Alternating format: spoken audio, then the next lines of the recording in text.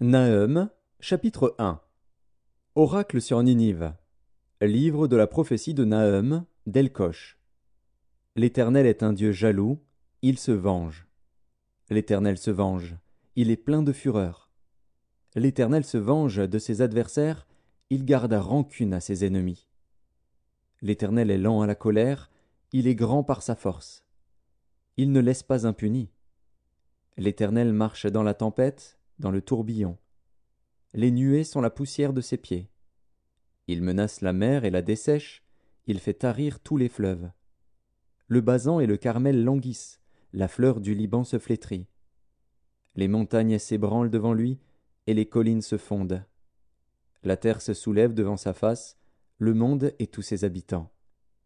Qui résistera devant sa fureur? Qui tiendra contre son ardente colère? Sa fureur se répand comme le feu, et les rochers se brisent devant lui.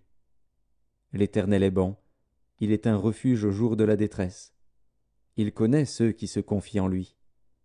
Mais avec des flots qui déborderont, il détruira la ville, et il poursuivra ses ennemis jusque dans les ténèbres.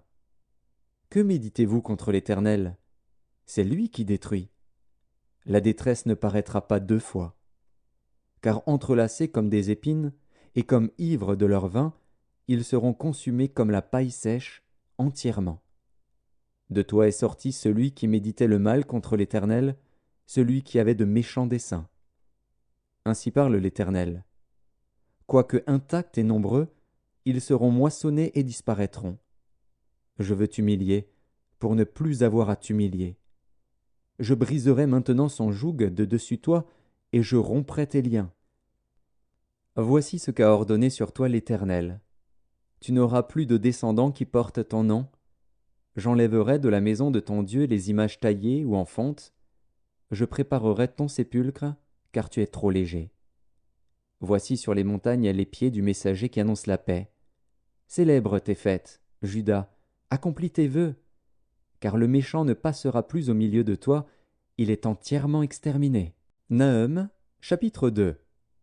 Le destructeur marche contre toi, garde à la forteresse. Veille sur la route, affermis tes reins, recueille toute ta force.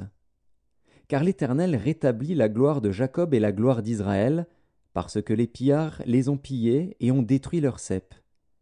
Les boucliers de ces héros sont rouges, les guerriers sont vêtus de pourpre.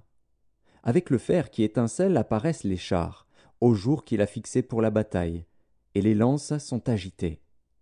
Les chars s'élancent dans la campagne, se précipitent sur les places. Allez voir, on dirait des flambeaux, ils courent comme des éclairs. Il se souvient de ces vaillants hommes, mais ils chancellent dans leur marche. On se hâte vers les murs, et l'on se prépare à la défense. Les portes des fleuves sont ouvertes, et le palais s'écroule. C'en est fait, elle est mise à nu, elle est emmenée. Ses servantes gémissent comme des colombes et se frappent la poitrine. Ninive était jadis comme un réservoir plein d'eau. Les voilà qui fuient. Arrêtez, arrêtez, mais nul ne se retourne.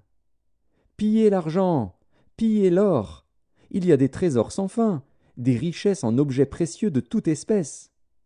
On pille, on dévaste, on ravage, et les cœurs sont abattus, les genoux chancellent, tous les reins souffrent, tous les visages pâlissent. Qu'est devenu ce repaire de lions, ce pâturage des lionceaux, où se retirait le lion, la lionne, le petit du lion, sans qu'il y eût personne pour les troubler? Le lion déchirait pour ses petits, étranglait pour ses lionnes. Il remplissait de proies ses antres, de dépouilles ses repères. Voici, j'en veux à toi, dit l'Éternel des armées.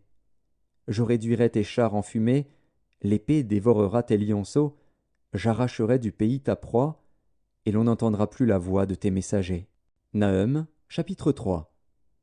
Malheur à la ville sanguinaire, pleine de mensonges, pleine de violence, et qui ne cesse de se livrer à la rapine. On entend le bruit du fouet, le bruit des roues, le galop des chevaux, le roulement des chars.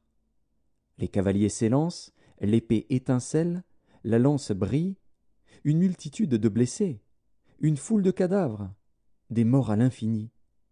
On tombe sur les morts. C'est à cause des nombreuses prostitutions de la prostituée, pleine d'attraits, habile enchanteresse, qui vendait les nations par ses prostitutions et les peuples par ses enchantements. Voici, j'en veux à toi, dit l'Éternel des armées. Je relèverai tes pans jusque sur ton visage, je montrerai ta nudité aux nations et ta honte au royaume. Je jetterai sur toi des impuretés, je t'avilirai, et je te donnerai en spectacle. Tous ceux qui te verront fuiront loin de toi, et l'on dira, Ninive est détruite. Qui la plaindra? Où te chercherai-je des consolateurs? Es-tu meilleur que Noammon, qui était assise au milieu des fleuves, entourée par les eaux, ayant la mer pour rempart, la mer pour muraille? L'Éthiopie et les Égyptiens innombrables faisaient sa force. Put et les Libyens étaient ses auxiliaires. Et cependant elle est partie pour l'exil, elle s'en est allée captive.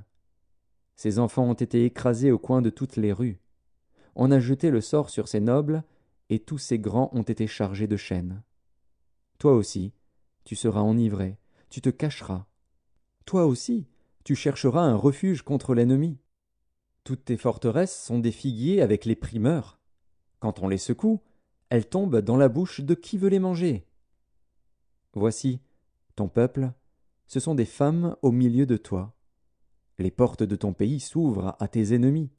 Le feu consume tes verrous. Puise de l'eau pour le siège, répare tes forteresses. Entre dans la boue, foule l'argile. Rétablis le four à briques. Là, le feu te dévorera, l'épée t'exterminera, te dévorera comme des sauterelles. Entasse-toi comme les sauterelles, entasse-toi comme les sauterelles. Tes marchands, plus nombreux que les étoiles du ciel, sont comme la sauterelle qui ouvre les ailes et s'envole. Tes princes sont comme les sauterelles, tes chefs comme une multitude de sauterelles, qui se posent sur les haies au temps de la froidure. Le soleil paraît, elles s'envolent, et l'on ne connaît plus le lieu où elles étaient. Tes bergers sommeillent, roi d'Assyrie, tes vaillants hommes reposent. Ton peuple est dispersé sur les montagnes, et nul ne le rassemble. Il n'y a point de remède à ta blessure, ta plaie est mortelle. Tous ceux qui entendront parler de toi battront des mains sur toi. Car quel est celui que ta méchanceté n'a pas atteint?